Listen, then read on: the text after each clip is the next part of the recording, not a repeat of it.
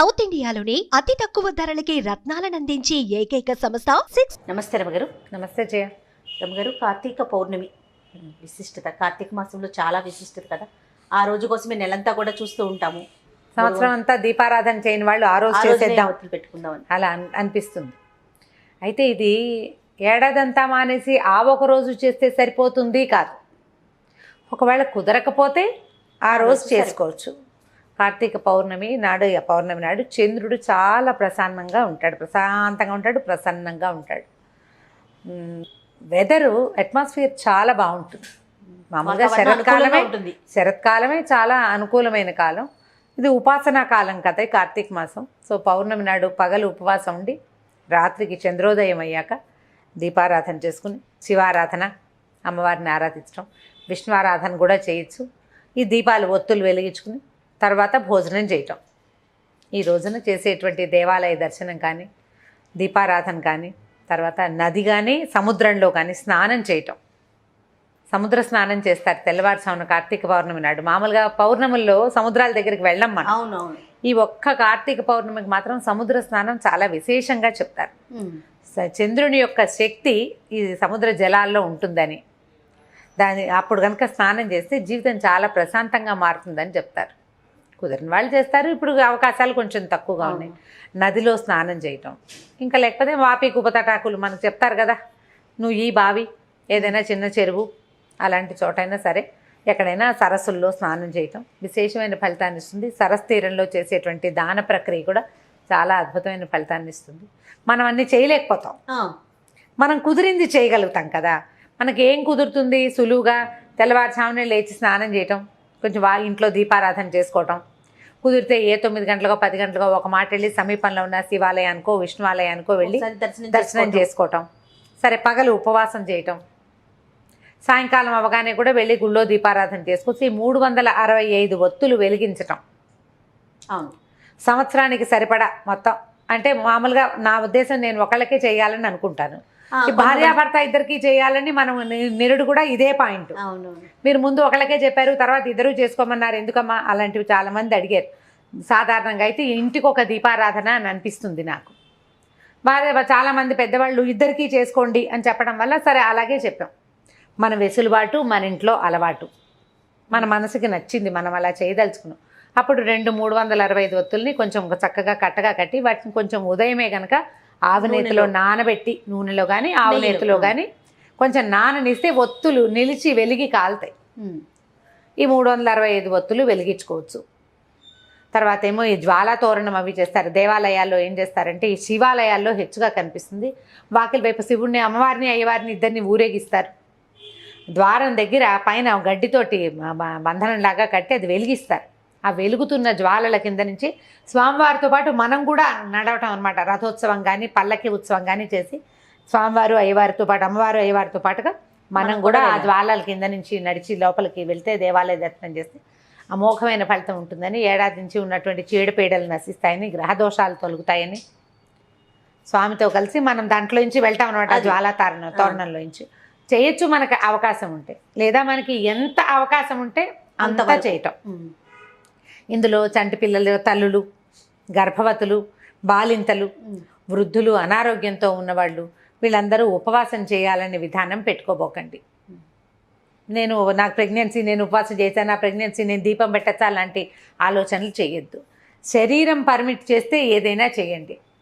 శారీరకంగా అంత శక్తి లేనప్పుడు ఇది చేయకపోతే ఏదో అయిపోతుంది అనుకోకూడదు. ప్రధానమైంది అనుమానాలు. ఇప్పుడు ఒకవేళ ఉపవాసం చేయలేము, దీపారాధన చేసుకోవాలని ఉందనుకో, పొద్దున్న దేవుడికి దండం పెట్టుకుని దీపం పెట్టుకుంటామా, అప్పుడు నైవేద్యం పెట్టిన ఏ పదార్థాన్నైనా మనం తినచ్చు. అది కూడా ఉపవాసం కిందకే వస్తుంది. అదొక పద్ధతి. వేరే ఏమి తినద్దు, ఇంకా నైవేద్యం మాత్రమే. నైవేద్యంగా పెట్టిన పదార్థాన్ని తీసుకొని, పొద్దున ఏదో నైవేద్యం పెడతారు, మధ్యాహ్నం ఇంకోసారి తినాల్సి వస్తే నైవేద్యం పెట్టింటే తిన, డబ్బాల నుంచి వేరేవి తీసుకు తినద్దు. పళ్ళు ఇంట్లో ఉన్నవి దేవుడికి నైవేద్యంగా సమర్పించండి, అవి తీసుకోండి.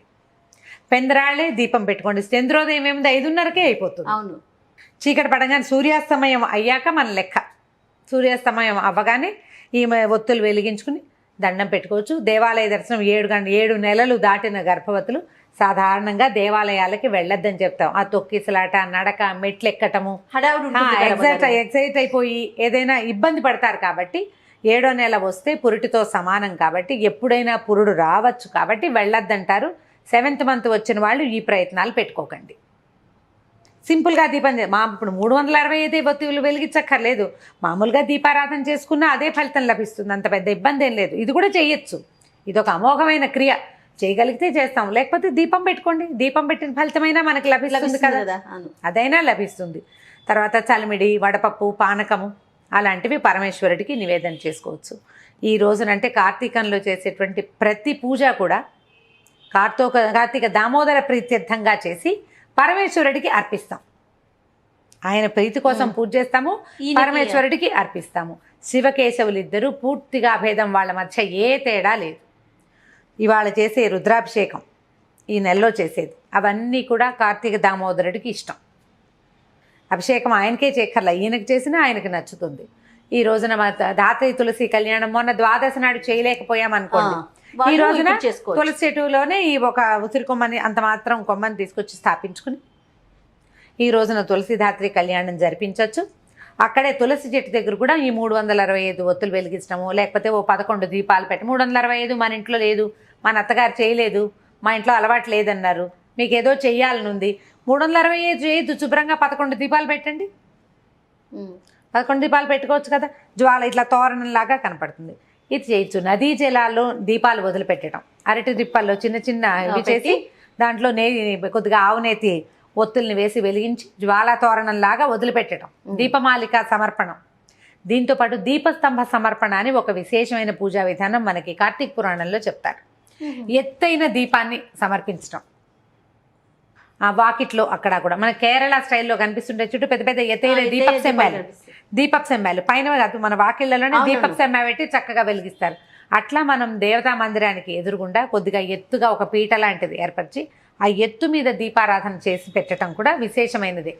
అంటే ఎవలు అవి వేస్తారు వాళ్ళు, మన దగ్గర అంత అవకాశం లేదు. ధాన్యం పోయొచ్చు, బియ్యం కూడా పోయొచ్చు. ఆ బియ్యం పోసి దాని మీద పళ్ళెం పెట్టి దాంట్లో దీపారాధన పెట్టండి, అది కూడా ఒక మంచి సేవ. అలా కూడా చేయొచ్చు. పగలేలాగా ఉపవాసం ఉంటో సాయంకాలం పెందరాళ్ళే వంట చేసుకుని స్వామికి సమర్పించుకుని చక్కగా భోజనం చేసేసేయండి. ఇప్పుడు ఈసారి సరిగానే వచ్చేది, శుక్రవారం వచ్చింది కదా, శుక్రవారం వచ్చింది పౌర్ణమి. పగలేలాగా నక్తాలు ఉండే అలవాటు ఉన్న వాళ్ళు ఉంటారు. కార్తీక నక్తాలు అంటే పగలు ఉపవాసం ఉండి రాత్రి భోజనం చేసేవాళ్ళు, వాళ్ళు ఈ సాయంకాలం భోజనం చేయొచ్చు. అలా కాకుండా ఒక పొద్దు ఉండే ప్రాక్టీస్ ఉన్నవాళ్ళు, ఒక పొద్దున్న తిని రాత్రి మానేసే పద్ధతి ఉన్నవాళ్ళు, అంటే పగలు భోజనం చేస్తారు కార్తీకంలో, సాయంకాలం పలహారం చేసేవాళ్ళు, దాన్ని ఈరోజు ముందుకు మార్చుకోండి, ఇటు మార్చండి. పగలల్లా అభోజనం ఉండి ఉపవాసం ఉండి సాయంకాలం భోజనం చేయటం. ఈ రోజున చేసే లలితా సహస్రనామార్చన కూడా చాలా ఫలితాన్ని ఇస్తుంది. చంద్రబింబంలో లలితాదేవిని భావించి దీపం చూపించడము, అమ్మవారికి వెండి పళ్ళెంలో పాయసం పోసి నైవేద్యం చేయటము కూడా అద్భుతమైన ఫలితాన్ని ఇస్తుంది. ఏ పూజ చేసినా కూడా మనస్ఫూర్తిగా మీరు చేయగలిగినంత శక్తి అనుసారం, గొడవలు పడకుండా, వాదనలు హడావిడులు లేకుండా తాపీగా చేసుకోగలిగే చిన్న పూజ నుంచి పెద్ద పూజ వరకు ఏదైనా భక్తి శ్రద్ధలతో హైరాన్ లేకుండా మీ ఇంట్లో ఉన్న అలవాట్లను బట్టి మీరు సమీపంలో ఉన్న పెద్దవారు ఎవరి మాట అయినా వినదలుచుకుంటే వాళ్ళ మాట ప్రకారం చేసుకోండి. ఇంట్లో వాళ్ళని కాదని భర్తని నిరాకరించి చేసిన వ్రతాలు ఫలితాన్ని ఇవ్వవు. మీ అత్తగారు ఉన్నారు మీతో పాటు, మా ఇంట వంట లేదు ఇవన్నీ చేస్తున్నావు నువ్వు అంటే అవి చెయ్యొద్దు. మీ ఇంట్లో ఏది ఉందో అది చెయ్యండి. లేదా అన్నిటికంటే ఈజీ, దేవాలయ దర్శనం సులువు, దేవాలయానికి వెళ్ళి దీపం పెట్టుకోండి. ఓ దీపారాధన కుందు పట్టుకెళ్తాం, ఓ డబ్బాలో కాస్త నూనె తీసుకెళ్తాం, లేదా నెయ్యి తీసుకెళ్తాం, ఒత్తులు తడిపి పెట్టుకోండి, చిన్న ప్రమిదలు తీసుకెళ్ళండి, చక్కగా వెలిగించండి. పిల్లల్ని, ఆడపిల్లలు ఉంటే మగ పిల్లలు ఉన్నా వెంబడి పెట్టుకు తీసుకెళ్ళి వాళ్ళతో కూడా ఒక దీపం పెట్టించండి. ఎవరైనా పెట్టిన దీపాలు ఉంటే వాటిని కొద్దిగా ఒత్తి ఎగసం దోసి మరో చుక్క మన సీసాలో నూనె ఉంటే అలాగా కూడా నూనె వేయండి. అవన్నీ కూడా విశేషమైన ఫలితాలు ఇస్తాయి. ఏదైనా ఒక సత్క్రియ చేయటమే అంతే, దాంట్లో వాద ప్రతివాదాలు వాటికి తావి ఇవ్వబోకండి. ప్రశాంతంగా చేసుకోండి. ఏం పూజ చేసినా కూడా చక్కగా వాకిట్లో ముగ్గేసుకోవటం, ఇల్లు వాకిలు తుడుచుకోవటం, సాయంకాలం పెందరాళి వాకిట్లో కాస్త నీళ్ళు చల్లి ముగ్గేసుకోవటం, తులసి చెట్టు దగ్గర ముగ్గు వేయటం, ఈ దీపారాధన చేసుకోవటం, ఇవి చేసేసి తర్వాత ఒక చెంబు నీళ్ళు పోసుకోవడం, స్నానం చేసేసి చక్కమని దీపాలు అది పెట్టేసుకుంటే మీరు వంట చేసుకోవచ్చు. పెద్దవాళ్ళకి ఇబ్బంది లేకుండా పిల్లలు ఆకళ్ళకి ఆగలేకపోతారు. ఏర్పాటుగా చూసి మాత్రం చేసుకోండి. మనం ఇబ్బందులు పడుతూ ఏ కాదు. పూజ చేసినా కూడా మన ఇంట్లో వాళ్ళు ఇబ్బంది పడి పెద్దవాళ్ళు బాధపడే పరిస్థితి అయితే మనకి పెద్దగా ఫలితం లభించదు.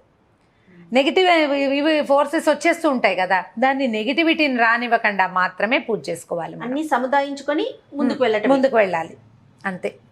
తప్పకుండా రమ్మగారు. నమస్తే. నమస్తే జయ.